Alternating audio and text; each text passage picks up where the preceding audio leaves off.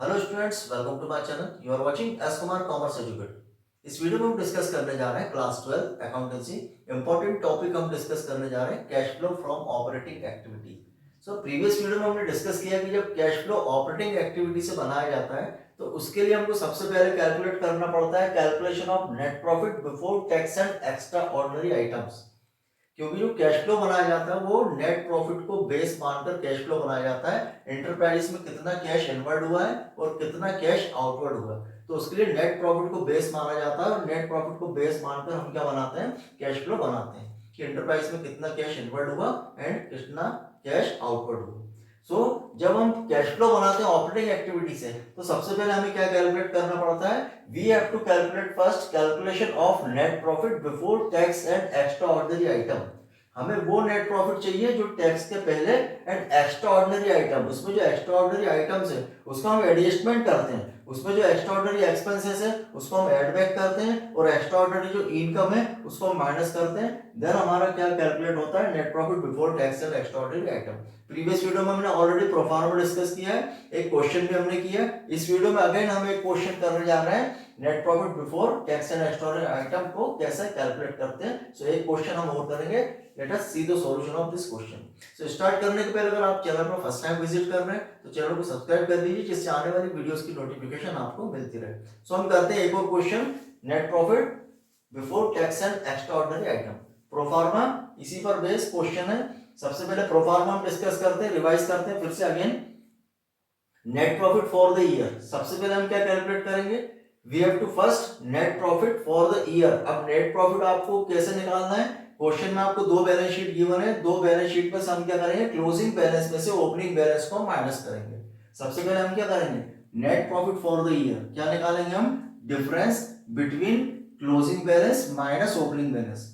Balance sheet में जो आपको बैलेंस सरप्लस का गिवन है उसमें हम क्या करेंगे, क्लोजिंग बैलेंस से ओपनिंग बैलेंस को माइनस करेंगे तो क्या आएगा आपका, नेट प्रॉफिट आएगा ड्यूरिंग द ईयर।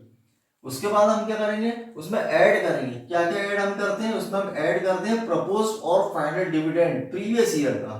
उसमें हम ऐड क्या करेंगे, उसमें हम ऐड करेंगे प्रपोज्ड और फाइनल डिविडेंड प्रीवियस ईयर का, उसको हम प्लस करेंगे। देन हम प्लस करेंगे interim dividend paid during the year. Interim dividend during the year, current year का जो इंटरिम डिविडेंड पेड है उसको भी हम क्या करेंगे, प्लस करेंगे।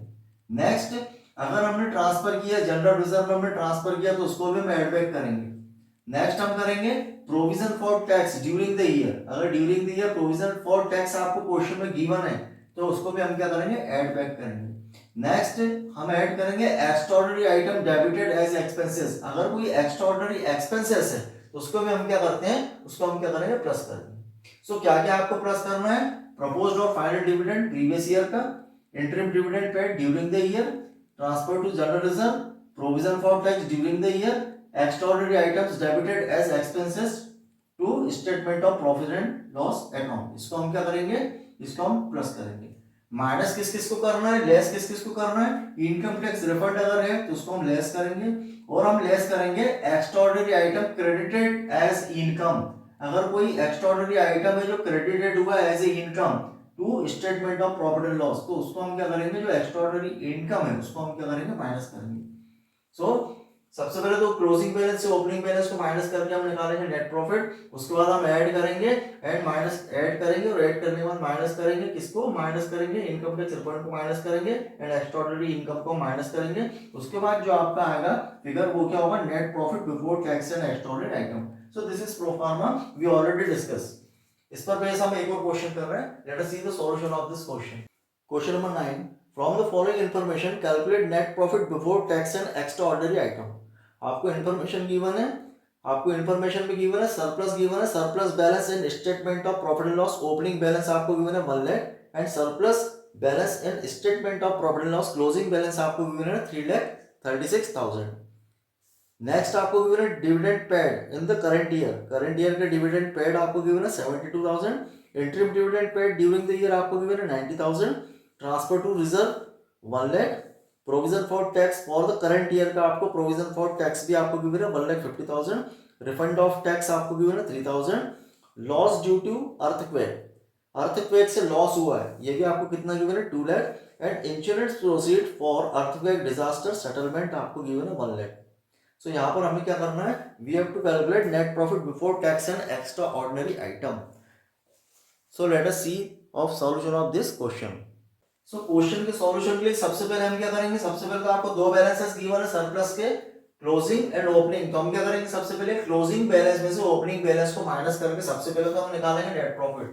सबसे पहले हम क्या करेंगे, closing balance of surplus in statement of profit and loss कितना गिवन है, 3,36,000. ये कौन सा बैलेंस है, क्लोजिंग बैलेंस. इसमें से हम माइनस करेंगे, लेस करेंगे, क्या माइनस करेंगे, opening balance of surplus in statement of profit and loss कितना गिवन है, 1 लाख. सो क्लोजिंग बैलेंस से हम क्या माइनस करेंगे, ओपनिंग बैलेंस को माइनस करेंगे तो कितना आएगा आपका, 3,36,000 से 1 लाख को माइनस करेंगे तो कितना आएगा, ये आएगा आपका 2,36,000. ये आया आपका क्या, क्लोजिंग बैलेंस से ओपनिंग बैलेंस को माइनस करने के बाद 2,36,000. नेक्स्ट हम क्या करेंगे, हम ऐड करेंगे, क्या क्या ऐड करेंगे, क्वेश्चन में आपको गिवन है dividend paid in the current year, interim dividend paid during the year, transfer to general reserve, provision for tax for the current year. इनको हम क्या करेंगे, प्लस करेंगे. तो क्या करेंगे हम, add dividend in the current year कितना गिवन है आपको, 72,000 प्लस करेंगे हम. फिर ऐड करेंगे इंटरिम डिविडेंड 90,000.